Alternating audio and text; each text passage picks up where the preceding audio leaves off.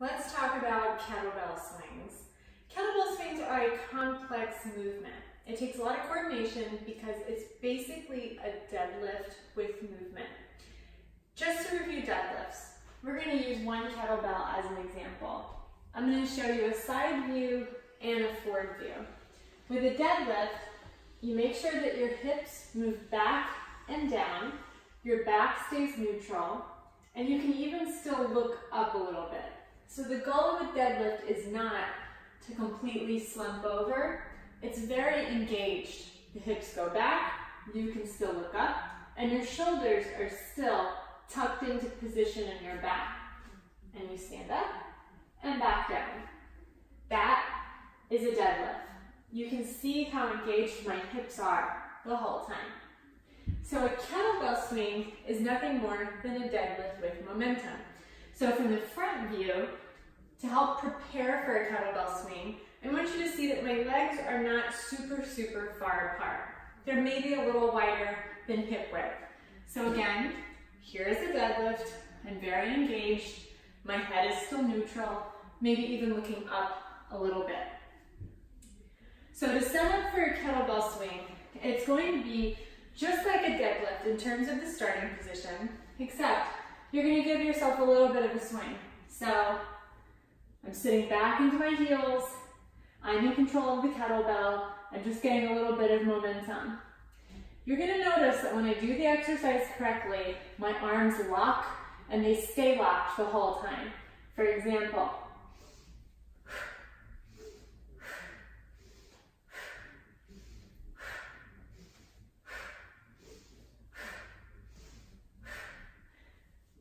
that's the side view.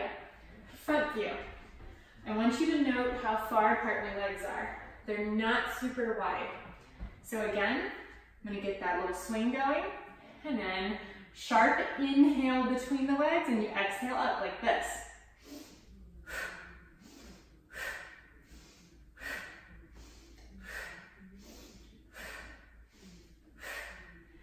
Couple of notes.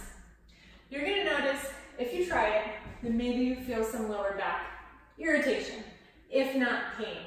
We don't want that. If you feel it in your lower back, something is not right. Make sure that the motion is coming from the hips, snapping forward.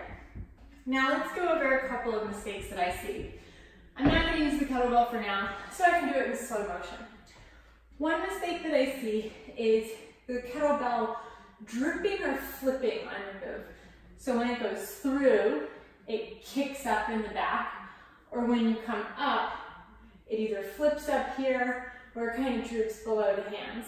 You want your arms to be locked out, and you're using momentum.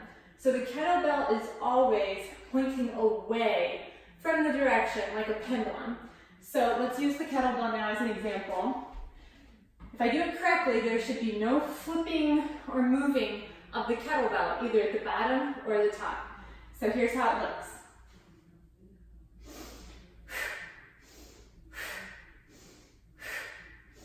It's like the kettlebell is an extension of my arms.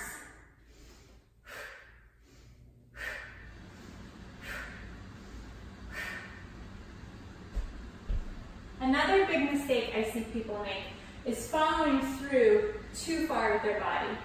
Here's what I mean, and I'm not going to use the kettlebell because I don't want to hurt my own back, which is they go through, and instead of being nice and tight in the hips, which keeps you in control of the kettlebell, it goes too far through, you lose control, and you end up slumping at the bottom. The goal is not to feel like you're throwing the kettlebell between your legs, like in football, like this. The idea is that you are still able to be slightly up, your attention can be up, your eyes are up. It's just coming kind of towards your groin more than anything. It's not to throw it through. You're still in control of it like this. I'm going to give you one more demonstration from the side, one more demonstration from the front, and I want you to see how important my breathing is. Sharp inhale, sharp exhale. When I exhale, I am locked. My core is straight, my arms are straight, I'm very strong. both vertically and horizontally. I am in control of the kettlebell. The kettlebell is not driving me. So you're not going to see this motion or the kettlebell swinging up higher. My goal is for it to be a perfect 90-degree angle. So last time sideways and then frontways.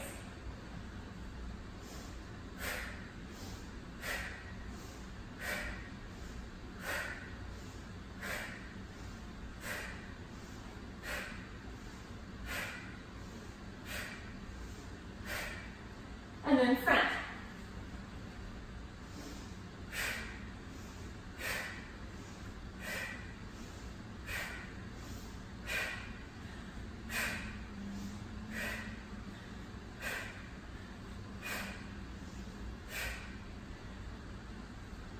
Those are kettlebell swings. If you have questions, leave them in the comments.